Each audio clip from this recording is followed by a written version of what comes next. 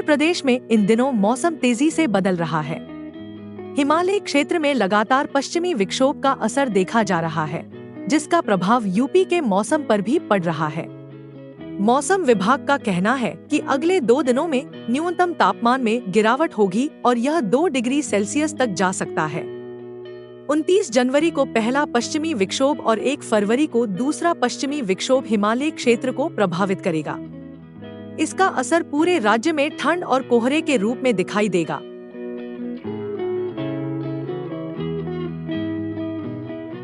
भारतीय मौसम विभाग ने बताया है कि 27 जनवरी को यूपी के कई हिस्सों में घना कोहरा छाएगा। इसे लेकर येलो अलर्ट जारी किया गया है।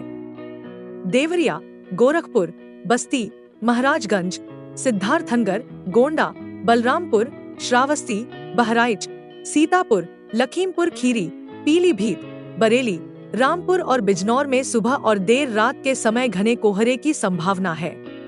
लोगों को सलाह दी गई है कि वे सुरक्षित यात्रा करें और कोहरे के दौरान वाहन चलाते समय सावधानी बरतें।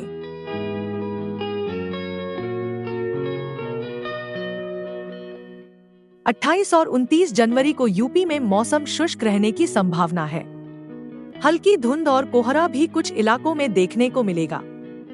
30 जनवरी को भी यही स्थिति बनी रहेगी। हालांकि 31 जनवरी को कुछ इलाकों में हल्की बारिश हो सकती है, जिससे तापमान में थोड़ी गिरावट होगी।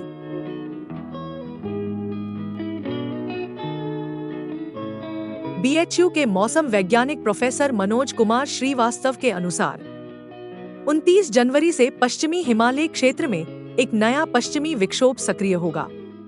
इसके चलते अगले 2 दिनों में यूपी में तापमान कम हो सकता है। न्यूनतम तापमान में गिरावट देखने को मिलेगी, लेकिन अधिकतम तापमान में खास बदलाव की संभावना नहीं है।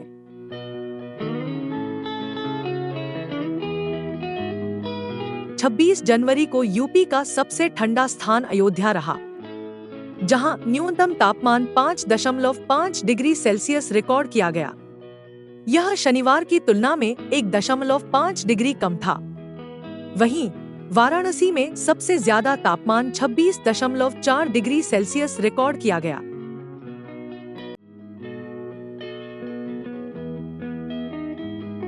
लखनऊ अधिकतम 24.6 डिग्री सेल्सियस, न्यूनतम 8.6 डिग्री सेल्सियस। आगरा अधिकतम 25.1 डिग्री सेल्सियस, न्यूनतम 7.3 डिग्री सेल्सियस। कानपुर अधिकतम 24.4 डिग्री सेल्सियस, न्यूनतम 11.4 डिग्री सेल्सियस। मेरठ अधिकतम 24.3 डिग्री सेल्सियस, न्यूनतम 9 डिग्री सेल्सियस। वाराणसी अधिकतम 26.4 डिग्री सेल्सियस, न्यूनतम 8.5 डिग्री सेल्सियस।